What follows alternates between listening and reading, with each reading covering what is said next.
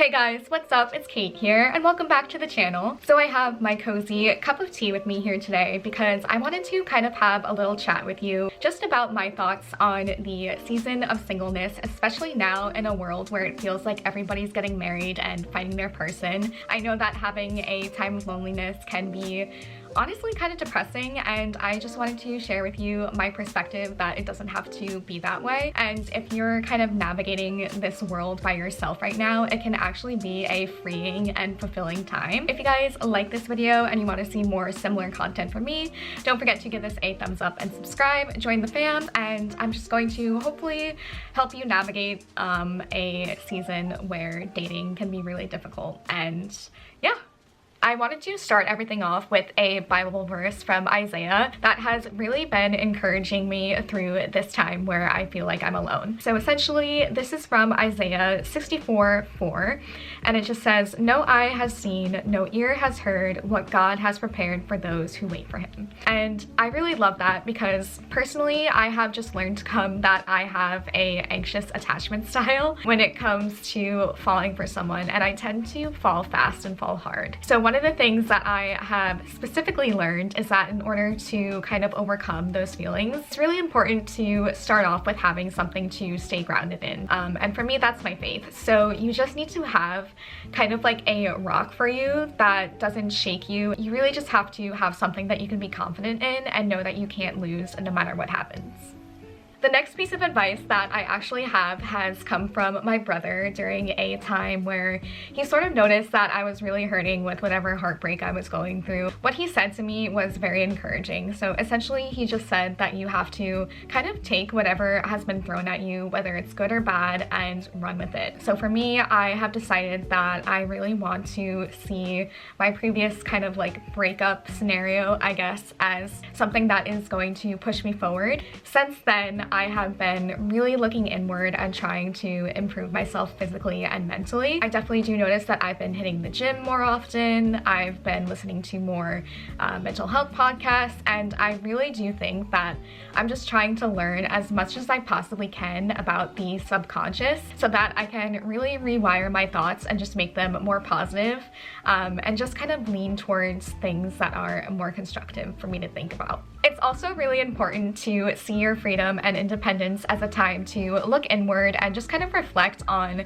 how you can be better for the next person to kind of come into your life. I do feel like it takes two to tango, so if something didn't work out, it's not just on the other person, it also really is on you as well. Just take some time and kind of journal about certain patterns that you noticed, where arguments would begin or where you feel like you kind of let go of your values, and definitely making a list of standards for what you really expect out of a partner is so important and crucial for when you're navigating the next phase of your life.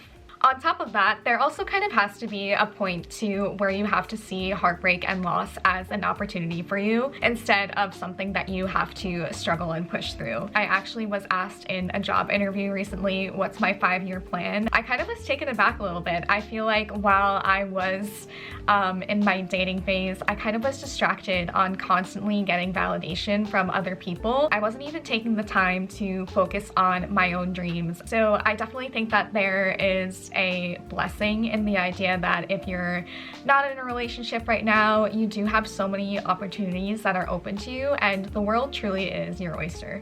So I think for me, one of the big things that I struggled with coming out of a breakup is the idea that I felt like I had so much more time on my hands, and I really did miss the idea of kind of talking to someone throughout my day and just updating them on things that I was doing, especially if I was going out with my friends for dinner or something like that one night. And the first couple times that I had spent time with my friends, I noticed that I was subconsciously looking at my phone and waiting for a text message, and I would get kind of a little bit sad when I noticed that I wouldn't get anything or just kind of remembered what had happened.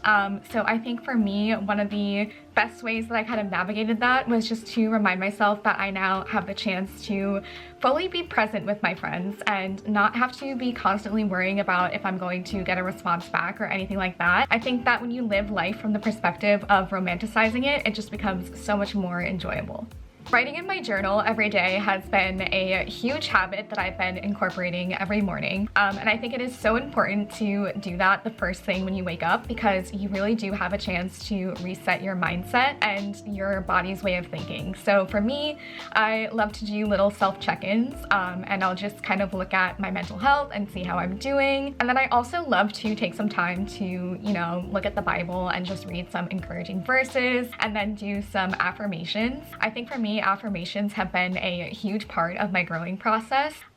Specifically, if somebody leaves you for someone else, it can be so easy to fall into the trap of comparison. And I really did struggle with that for a bit. I kind of compared myself to the other girl, and I just thought, like, what was it about them that I don't have or anything like that. During this time, it's so important to just kind of look inward and provide yourself with as much self-love as possible, and really just work inward on healing those emotions, because it can be really difficult and you don't want to spend the rest of your life kind of focusing on that. Another big thing that I did struggle with recently is the idea that I would have a fear of kind of going back to environments where the previous person that I had in my life and I would go to. So if you find that you can't go to a specific restaurant or a coffee shop or something like that because you had a date there, a lot of the time I did struggle with that. I think one of the things that really helped me overcome those feelings of nostalgia was just kind of seeing the table that I had sat at on a date once and just look at it. This is just a table.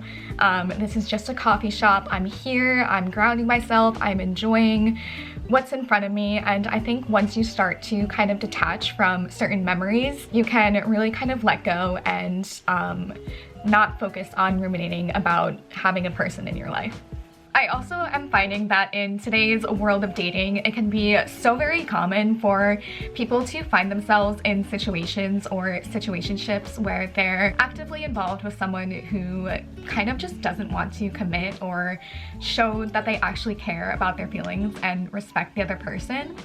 So what I have to say in regards to that is whoever is meant to be in your life will actively make an effort to fight for you and really be there. I definitely have noticed patterns of that in my own life where I have just kind of, you know, acted a little bit desperate. I've come to learn that if that happens, it's so important to just kind of take a step back and put the focus back on yourself and your faith for a little bit and just really see what happens, because it's so much less stressful when you live that way. I just know that when the right person is for me, they're really going to make the effort to plan dates and reach out to me, check in on how my day is going, buy flowers, all of those things. That also doesn't mean that while you're single, you can't buy yourself flowers and take yourself out on dates. And one of the things that I am so excited to be doing this year is I want to kind of re-romanticize going back into the city. I have plans to kind of overcome my past by putting on an outfit for myself and doing my makeup for myself and just going out to a really cute coffee shop, exploring new places, because I feel like it is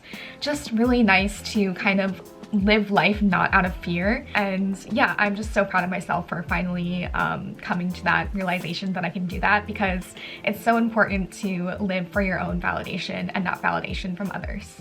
If you are in your mid to late 20s and you're watching this video, I so sympathize with you, because I know it can be really hard when a lot of your friends are sending out baby shower invitations and wedding invitations, or if you're being asked to be a bridesmaid at another wedding. I do feel you, because I've been there so many times already.